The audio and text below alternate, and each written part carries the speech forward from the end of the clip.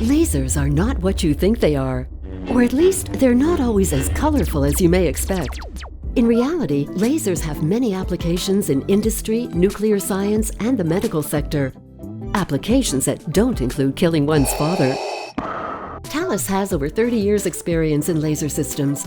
More than 60 Thales lasers are in operation worldwide, in Europe, Asia, North America, South America, and Australia.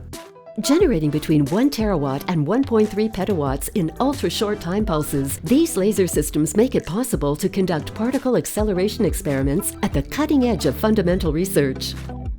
With two 10 petawatts laser beams, the Thales laser system in Romania is the most powerful in the world. It will be used for nuclear physics experiments, especially for attempted recreations of to better understand the origins of our universe.